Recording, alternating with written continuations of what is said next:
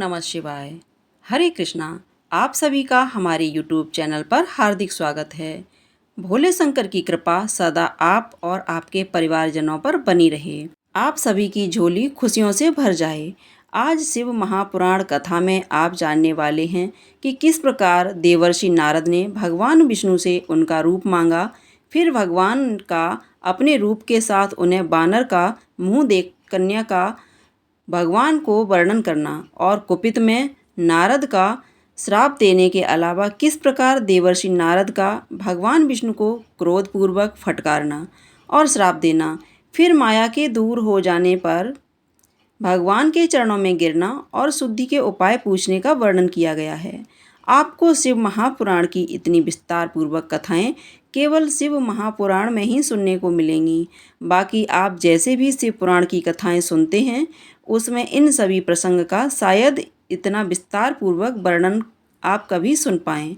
और साथ ही मैं आपसे विनम्र अनुरोध भी करूंगी कि जब भी इस चैनल पर शिव महापुराण कथा का पार्वती खंड प्रारंभ होगा उस अध्याय को जरूर पूरा सुनिएगा। पार्वती खंड में आपको बहुत सी देवी पार्वती और महादेव के विवाह का प्रसंग सुनने को मिलेगा। एक साधारण मनुष्य की तरह एक आम तौर पर वर करता है, इस तरह की लीलाएं भगवान शिव ने भी की थी। कैसे देवी पार्वती ने अपनी कठिन तपस्या की थी और जब देवी पार्वती को भगवान शिव ने दर्शन दिया था उस समय जो ही बहुत खूबसूरत वर्णन है उसे आप प्लीज़ ज़रूर सुनिएगा।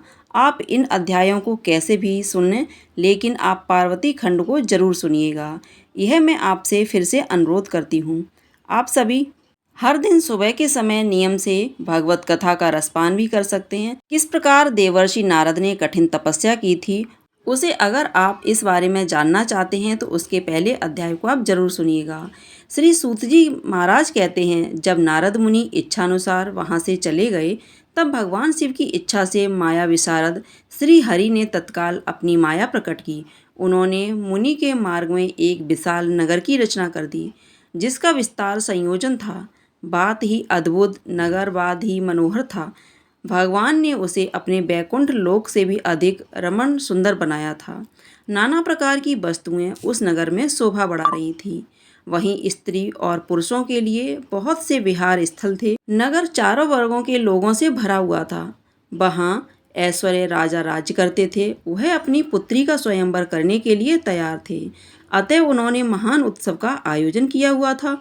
उनकी कन्या का वर्णन करने के लिए उत्सुक होकर चारों दिशाओं से बहुत से राजकुमार भी पधारे थे जो नाना प्रकार की वेशभूषा और सुंदर शोभा से प्रकाशित हो रहे थे। उन राजकुमारों से वह नगर भरा पूरा दिखाई दे रहा था। ऐसे सुंदर राजनगर को देखकर नारद जी मोहित हो गए। नारद जी को आया देखकर महाराज ने सिंहासन पर बिठाकर उनका पूजन किया। फिर अपनी सुंदरी कन्या को, जिसका नाम श्रीमती था, बुलवाया और उसे नारद जी के चरणों में प्रणाम करवाया। उस कन्या के रूप सौंदर्य को देखकर नारद मुनि चकित होकर कहने लगे, कन्या के समान सुंदरी महाभारत कन्या कौन है? उनकी यह बात सुनकर राजा हाथ जोड़कर कहने लगे, मेरी पुत्री है, इसका नाम श्रीमती है।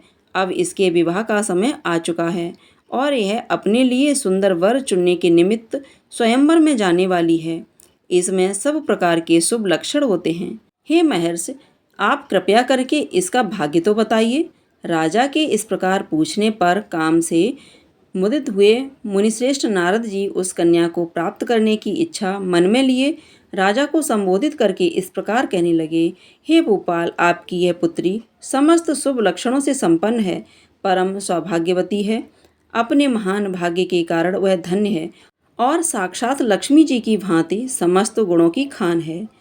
इसका भावी पति निश्चय ही भगवान शंकर के समान वैभवशाली, सर्वेश्वर, किसी से पराजित न होने वाला, वीर, कम विजय तथा संपूर्ण देवताओं में श्रेष्ठ होगा। ऐसा कहकर राजा से विदा लेकर इच्छानुसार विछड़ने वाले नारद जी वहाँ से चलते हैं। विक्रम के वशीभूत हुए शिवजी की माया ने उन्हें विशेष मुंह में डाल रखा था। स्वयंवर में आए हुए नरेशों में सब कुछ छोड़कर यह एकमात्र मेरा ही वर्णन करे, ऐसा कैसे संभव हो सकता है? सौंदर्य को देखकर ही मैं प्रसन्नतापूर्वक मेरे अधीन हो सकती है, इसमें कोई संशय नहीं है। ऐसा विचार कर काम से सफल हुए मुनिवर नारद जी भगवान विष्णु का ही रूप ग्रहण करने के लिए तत्काल उनके लोक में जा पहुँचे। वहाँ भगवान विष्णु को प्रणाम करके भी इस प्रकार कहने लगे, नारायण नारायण। प्रणाम भगवान, मैं आपसे अपना सारा वृत्तांत कहूँगा। तब बहुत अच्छा कहकर लक्ष्मीपति श्री हरि नारद जी के साथ एकांत में जा बैठे और कहने लगे। तब नारद जी कहने वालों की नारायण नारायण। भगवान, आपका भक्त जो राजशील नीति है वह सदा धर्म पालन में तत्पर रहते हैं। उनकी एक विशाल योजन कन्या है जो बहुत ही सुंदर है। उसका नाम श्रीमती है और वह विश्व मोहिनी के रूप में विख्यात है। तीनों लोकों में सबसे अधिक सुंदरी है। प्रभु, आज मैं शीघ्र उस कन्या से विवाह करना चाहता हूँ। राजा शील निधि ने अपनी पुत्री की इच्छा से स्वयंवर रचाया है, इसलिए चारों दिशाओं से वहाँ सहस्त्र राजकुमार पधारे हैं। मैं आपका प्रिय सेवक हूँ, अतः आप मुझे अपना स्वरूप दे दीजिए, जिससे राजकुमारी श्रीमती निश्चय ही मुझे वर चुन ले। महाराज कहते हैं, महर्षि नारद मुनि की ऐसी बात सुनकर भगवान मधुसूदन हंस पड़े और भगवान शंकर के प्रभाव का अनुभव करके उन दयालु प्रभु ने उन्हें इस प्रकार उत्तर दिया। भगवान हरि अपना जैसा स्वरूप देकर वहां से अंतर्ध्यान हो गए। भगवान की बात सुनकर और उनका मनोहर रूप प्राप्त हो गया, ऐसा समझकर नारद जी को बड़ा हर्ष हुआ। अपने आप को कहने लगे, भगवान ने क्या प्रयत्न किया है, इसको भी समझ नहीं पाए। फिर मुनि श्रेष्ठ नारद जी उस स्थान पर पहुँचे जहाँ राजा शील नीति ने राजकुमारों से भरी हुई स्वयंवर सभा का आयोजन किया था। वहीं महर्षियों राजपूतों से भरी हुई थी। स्वयंवर सभा दूसरी इंद्र सभा के समान अत्यंत शोभा पा रही थी। उस राज्यसभा में जा बैठे और वहां बैठकर प्रसन्न मन से बार बार यही सोचने लगे कि मैं भगवान विष्णु के समान सुंदर रूप धारण किए हूँ, अतः वह राजकुमारी अवश्य मेरा वर्णन करेगी। दूसरे का तो कर नहीं सकती और उन्हें तो इस बात का ज्ञान ही नहीं था। उस सभा में बैठे हुए सभी मनुष्यों ने मुनि को उनके पूर्व रूप में ही देखा। राजकुमार आदि कोई रूप परिवर्तन के रहस्य को नहीं जान पाए। वहां नारद की रक्षा के लिए भगवान रुद्र के तो पार्षद आएंगे, जो कि ब्राह्मण का रूप धारण करके गुण भाव से वहां पर बैठे हुए थे। वहीं नारद जी के रूप परिवर्तन के उत्तम भेद को जानते थे। मनी मन कामवेश से मूढ़ हुआ, जानकर वे दोनों पार्षद उनके निकट गए और आपस में बातचीत करते हुए उनकी हंसी उड़ाने लगे, परंतु उन्होंने उनके यथार्थ की बात भी नहीं सुनी। वे मोहित होकर श्रीमती को प्राप्त करने की इच्छा से उनके आगमन की प्रतीक्षा करने लगे। इसी बीच में सुंदरी राजकन्या स्त्रियों से घिरी हुई अंदर से वहां उसने अपने हाथ में सोने की वरमाला ले रखी थी। वह शुभ लक्षण राजकुमारी स्वयंवर के मध्य भाग में लक्ष्मी जी के समान खड़ी थी, अपूर्व शोभा पा रही थी। उत्तम व्रत का पालन करने वाली वह कन्या माला हाथ में लेकर अपने मन के अनुरूप वर का अन्वेषण करती हुई सारी सभा में घूमने लगी। नारद मुनि का भगवान विष्णु के समान शरीर और बानर मुंह देखकर वह क्रोधित हो गई और उनकी ओर दृष्टि तक प्रसन्न मन से नहीं डाली। दृष्टि दूसरी ओर चली गई। स्वयंवर सभा में अपने मनवांछित वर को न देखकर वह भयभीत हो गई। राजकुमारी उस सभा के भीतर चुपचाप खड़ी रह गई। उसने किसी के भी गले में जयमाला नहीं डाली। इतने में ही राजा के समान वेशभूषा धारण किए भगवान विष्णु वहां पहुंचे। किन्हीं दूसरे लोगों ने उनको वहां नहीं देखा, केवल उस कन्या की ही दृष्टि उन पर पड़ी। भगवान को देखते ही उसने परम सुंदरी राजकुमारी का मुख प्रसन्नता से खिल उठा। उसने तत्काल ही उनके कंठ में वह वरमाला पहना दी। राजा का रूप धारण करने वाले भगवान विष्णु उस राजकुमारी को अपने साथ लेकर तुरंत ही अदृश्य हो गए और अपने धाम में जा पहुँचे। इधर सब राजकुमार श्रीमती की ओर से निराश हो गए। नारद मुनि का तो काम वेदना से आतुर हो रहे थे। नारद जी मोहित हो रहे थे और सौंदर्य से केवल राजकुमारी को पाना चाहते हों। अपना बानर के समान घृणित मुंह तो देख लो। नारद जी कहते हैं, हे महेश्वर, उन रुद्रगणों का यह वचन सुनकर बानर के समान अपना मुंह देखकर क्रोध से जल उठे और माया से मोहित होने के कारण उन दोनों को वहां श्राप देते हुए कहने लगे, अरे तुम दोनों ने मुझ ब्राह्मण का उपहास किया है, अतः तुम ब्राह्मण के वीर से उत्पन्न राक्षस हो, जो ब्राह्मण की संतान होने पर भी तुम्हारे साथ जाकर रक्षा के समान ही होंगे। इस प्रकार अपने लिए श्राप सुनकर वे दोनों ज्ञान शिरोमणि शिवगढ़ मुनि को मोहित जानकर कुछ नहीं बोले। इच्छा मानते थे, अतः उदासीन भाव से अपने अपने स्थान को चले गए और भगवान शिव की स्तुति करने लगे। श्री सूत जी कहते हैं, महर्षि माया मोहित नारद मुनि उन दोनों को यथोचित श्राप देकर भी भगवान शिव के इच्छानुसार मोहन मित्र से जाग नहीं सके। वे भगवान विष्णु के किए हुए कपट को याद करके मन में क्रोध और विष्णुलोक को गए और इस प्रकार प्रज्वलित में अग्निदेव को भी भांति क्रोध से जलते हुए कहने लगे। उनका ज्ञान नष्ट हो गया था, इसलिए वे दुर्वाचनपूर्ण व्यंग सुनाने लगे। नारद जी कहने लगे, तुम बड़े दुष्ट हो, कपटी हो और समस्त विश्व को जलाते हो। दूसरों का उत्साह और हर्ष तुमसे सहन नहीं होता। तुम मायावीर हो, तुम्हारा अंतःकरण मलिन है। पूर्व काल में तुमने ही मोहिनी रूप धारण करके कपट किया, असुरों को बारूदी मदिरा पिलाई, उन्होंने अमृत नहीं पीने दिया। छल कपट में ही अनुराग रखने वाले महेश्वर रुद्र दया करके विष न पी लेते तो तुम्हारी सारी माया उसी दिन समाप्त हो जाती। महादेव जी ने ब्रह्मा को सर्वोपरि बताया। इस बात को जानकर आज मैं तुम्हें ऐसी सीख दूंगा जिससे तुम फिर कभी कभी ऐसे काम नहीं कर सकोगे। अब तक तुम्हें किसी शक्तिशाली या तेजस्वी पुरुष से पालन नहीं करना पड़ा था, इसलिए आज तक तुम नज़र बने हुए हो, परंतु विष्णु अब तुम्हें अपनी करनी का फल पूरा पूरा मिलेगा। भगवान विष्णु से ऐसा कहकर माया मोहित नारद मुनि अपने ब्रह्म तेज का प्रदर्शन करते हुए क्रोध से छिन्न होते हुए श्राप देते हुए कहने लगे, हे विष्णु, तुमने मुझे व्याकुल किया है। तुम इसी तरह सबको मुंह में डाले रहते हो, यह कपट कार्य पूर्ण करते हो। तुमने जिस स्वरूप से मुझे संयुक्त किया था उस रूप से तुम मनुष्य हो जाओ, और स्त्री के वियोग का दुख तुमने जिन बंदरों के समान मेरा मुंह बनाया था, वहीं उस समय तुम्हारे सहायक हूँ। तुम दूसरों को दुख देने वाले हो, अतः स्वयं भी तुम्हें इसी तरीके का दुख प्राप्त हो।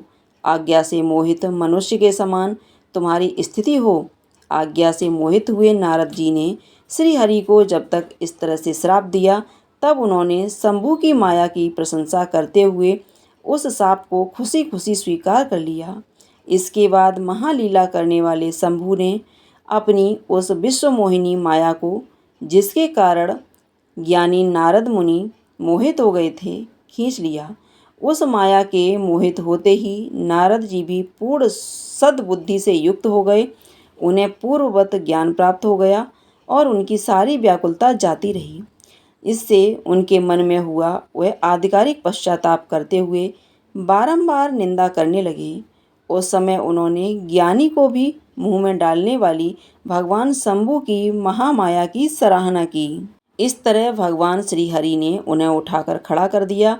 उस समय अपनी दुर्बुद्धि नष्ट हो जाने के कारण वे बोले, हे नाथ, माया से मोहित होने के कारण मेरी बुद्धि बिगड़ गई थी, इसलिए मैंने आपके प्रति बहुत दुर्वाचन कहे हैं। प्रभु, उस शाप को आप मिथ्या कर दीजिए। मैं बहुत बड़ा पाप कर दिया हूँ, अब मैं निश्चय ही नरक में पड़ूंगा। अरे, मैं तो आपका दास हूँ, बताइए मैं क्या उपाय करूँ जिससे मेरा समस्त पाप नष्ट हो जाए और मुझे नरक में भोगना ना पड़े। ऐसा कहकर सद्बुद्धि वाले नारद मुनि पुनः भक्तिभाव से भगवान विष्णु के चरणों में गिर पड़े। उस समय उन्हें बड़ा पश्चाताप हो रहा था। तब श्री विष्णु ने उन्हें उठाकर मधुर वाणी में कहा, खेद मत करो, तुम तो मेरे श्रेष्ठ भक्तों में से एक हो, कोई सच्चा नहीं है। मैं तुम्हें एक बात बताता हूँ, सुनो। उस समय निश्चय ही तुम्हारा परम हित होगा, तुम्हें नरक में भी नहीं जाना पड़ेगा। भगवान शिव तुम्हारा कल्याण करेंगे। तुमने मन से मोहित होकर जो भगवान शिव की बात नहीं मानी थी, उसकी अवहेलना कर दी थी, इस अपराध का फल भगवान शिव ने तुम्हें दे दिया है, क्योंकि वही कर्मफल के दाता हैं। तुम अपने मन में यह दृढ़ निश्चय कर लो कि भगवान शिव की इच्छा से ही यह सब कुछ हुआ है। सबके स्वामी परमेश्वर शंकर ही पाप को दूर करने वाले हैं, वही परम ब्रह्म परमात्मा हैं।